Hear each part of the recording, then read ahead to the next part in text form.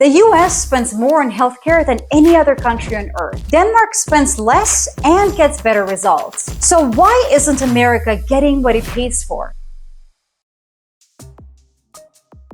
Today we're unpacking why Denmark's welfare model isn't plug and play and why copying it wholesale could actually collapse American institutions. We'll look at cultural trust, tax behavior, state capacity, and political culture to show that without the underlying software, the Danish system simply cannot run on American hardware. In the end, we'll also look at healthcare as a case study, so be sure to stick around so we can unpack them together. I'm Mel. I did my PhD in Denmark, and I've spent 5 years living in the Nordic region. I'm a computer scientist by training and a cultural analyst by curiosity. I've lived under both systems, studied public finances across continents, and here's what I've learned. Good policy doesn't exist in a vacuum. It grows out of the soil that is planted in. And the US and Denmark, they have very different ecosystems. Let's start with the most important aspect. Denmark's welfare system isn't just built on taxes.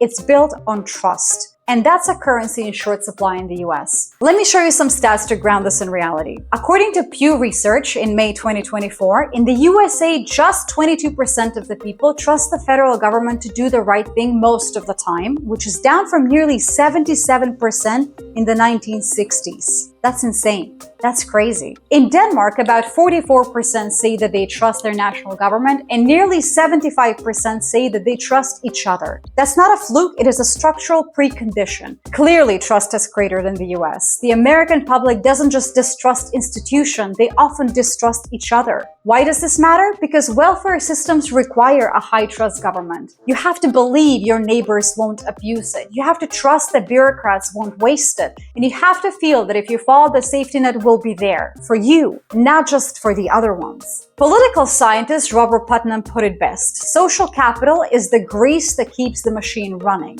And in the USA, the gears are grinding and hard. Next, let's talk about taxation and compliance. If people in the USA dodged taxes at Danish rates, the IRS would throw a parade. Here's the cold math. Denmark's top marginal tax rate is around 55%, and most Danes support this. In fact, around 2/3 of Danish citizens believe high taxes are a fair price for strong public services. Tax compliance in Denmark is around 96%. In the US, it's about 85%. That gap translates to hundreds of billions in lost revenue. But the real difference isn't the rates, it's the attitude. In Denmark, taxes are seen as a civic investment. In the USA, they're often viewed as legalized theft. Just Google taxation as theft and enjoy the rabbit hole. This difference isn't just ideological, it's institutional. The Danish tax authority, Skat, is efficient, digital, and well-staffed.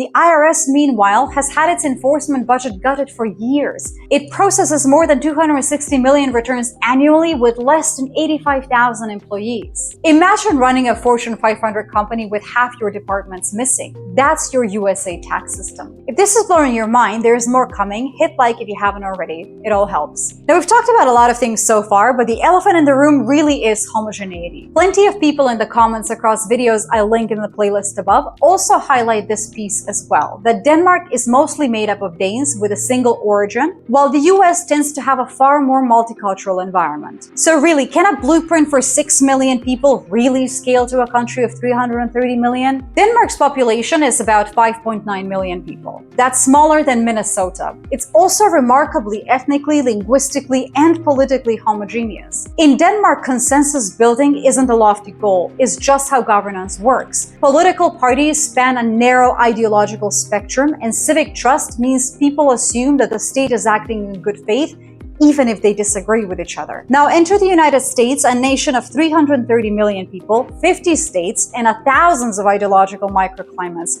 This isn't just a country, it's a federation of loosely aligned value systems. In urban Chicago, rural Alabama, and suburban Arizona, the same federal policy can be interpreted as compassionate, tyrannical, or irrelevant, all depending on the local lens. The US was built on fragmentation, red states versus blue states, state versus federal authority, and a constitutional design that slows legislation intentionally. That's great for preserving liberty, but terrible for sweeping reforms. So even if you try to copy Denmark's model for university, national healthcare, parental leave, the programs wouldn't just be implemented unevenly. they would be interpreted through completely different moral frameworks. A cash benefit seen as a basic right in Vermont might be viewed as parasitic state overreach in Texas. And this isn't just about diversity, it's about governance at scale. The USA system of government was never designed for cohesion. It was designed for friction. Denmark is a bicycle, the US is a 300-car freight train. You don't steer them the same way. So the real question isn't does it work in Denmark, but could it survive in USA's operating system? And if not, what would need to change, the model or the system itself? Are you with me so far? Next, we're talking about one of the most important elements. A bad bureaucracy can ruin a good policy, and in the US, it often does. In Denmark, government agencies are digital first, service-oriented, and widely respected. You need unemployment support? You log in, you apply, and you often get responses within days. In the US, you might spend 6 weeks on hold with the DMV just to confirm that your car exists. Different. Public sector dysfunction isn't just an inconvenience, it's a structural bottleneck. Take the IRS again. It still processes millions of returns by paper in 2025. State capacity isn't just about funding, it's about trust, talent, and tech. Denmark built this over decades. The US, meanwhile, politicized the civil service, slashed budgets, and allowed core systems to rot. So even if the USA passed a Danish-style healthcare bill tomorrow, it wouldn't really know how to deliver it. If you're still here, I'm guessing you're enjoying this brand of cultural forensics and economic myth-busting. This video took several days to make, and the fact that you watched it all the way through does not go unnoticed. If you'd like to support more work like this, there is a Ko-fi link below.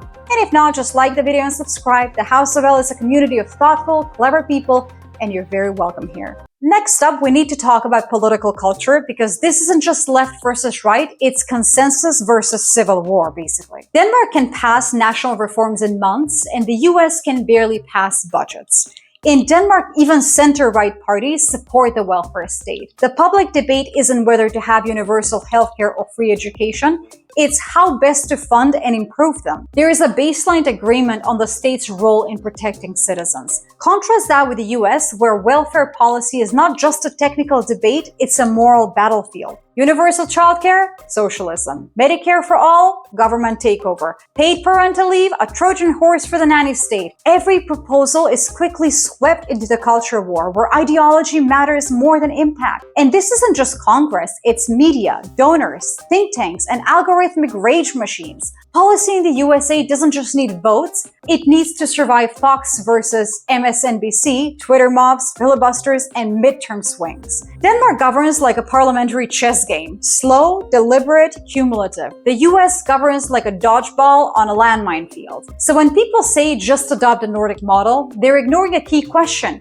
Can a model that depends on long-term consensus function in a country where the political cycle resets every 2 years and the opposition's goal is often to burn it all down? Because without consensus, even the best policies are just sandcastles in a hurricane. Let's talk about America's spending for a second. The US doesn't need to spend more. It just needs to spend like Denmark, but it can't. The US already spends around 18% of its GDP on healthcare, more than any other OECD country. In Denmark, this is just 10%. And yet, Denmark has a higher life expectancy, lower infant mortality, and faster hospital access times. So what exactly is the US paying for? In Denmark, healthcare is centralized, non-profit, and oriented around outcomes. In the US, the system is fragmented, for-profit, and optimized for billing. This is how the US healthcare machine bleeds you dry. Billions vanish into private insurance overhead, hospital admin bloat, pharma lobbying, and price markups.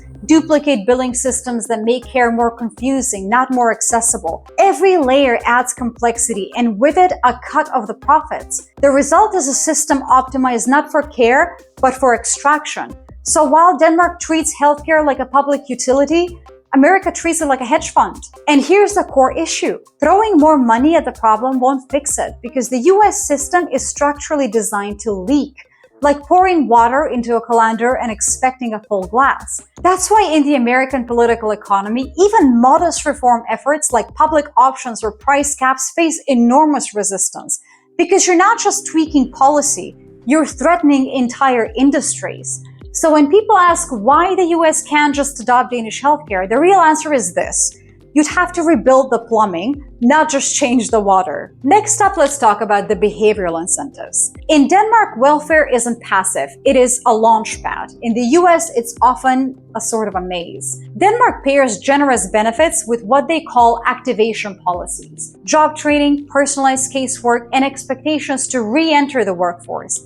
The result is high employment and low stigma. In the US, conditional benefits often morph into punitive bureaucracy. Think endless forms, confusing eligibility rules, and adversarial case managers. The philosophy differs too. Denmark assumes most people want to work and helps them to do it. The US assumes people want to game the system and punishes them accordingly. Resentment breeds on both sides. Now let's talk about this case study that we mentioned earlier. Imagine if hospitals billed you before admitting you. In Denmark, that would be absurd. In America, it's the modus operandi. Denmark's healthcare system is universal, tax-funded, and trusted by the public. There is one system, one set of rules, and one goal: to treat you, to keep you healthy and alive. Wait times are relatively short, satisfaction levels are high, and most Danes don't think twice about visiting the doctor because there is no financial landmine waiting at the front desk. Now picture the US, a Kafkaesque maze of private insurers, employment networks, narrow provider lists, pre-approvals, co-pays, out-of-pocket maxima, and incomprehensible itemized bills. You can spend more time arguing with your insurer than actually recovering from surgery. Even if the US passed Medicare for all tomorrow, it wouldn't flip the switch to Danish-style care. It would crash headfirst into the system's structural bottlenecks. Hospital monopolies that inflate prices with no competitive check. Pharma lobbying that spends millions to block price caps. Billing complexity that requires an army of administrators, often outnumbering doctors. And all of this isn't incidental. It's not broken by accident. It's built this way because it's profitable. The infrastructure isn't designed for clarity or care. It's designed to generate revenue at every possible step, often at the expense of patient outcomes. It just blows my mind. That's not something you can legislate away overnight. You'd need to dismantle and rebuild, not just pass a single law. And that makes healthcare not just a moral crisis, but a warning shot for any country trying to copy the Nordic model without reshaping the machinery underneath. So Denmark's welfare model works for Denmark, but trying to apply it wholesale in the US is like transplanting a coral reef into a desert. The water is wrong, the light is wrong, the ecosystem just doesn't support it. This doesn't mean that the US is doomed to dysfunction, but it does mean that copying the outcome without the foundation is a recipe for collapse. Don't copy the surface, copy the system. If America wants Danish outcomes, it needs to become a different kind of country first. Start with trust, build state transparency, align political incentives, then talk policy. If you found this breakdown valuable, hit like and subscribe, and check out my other videos where I dissect the myths and realities of American exceptionalism, AI, and the Global Quality of Life Index. Because in the end, a welfare state isn't just about giving people money, it's about building a society where people don't have to fear failing. And that takes more than policy. It takes culture, commitment, and the quiet, radical act of trust.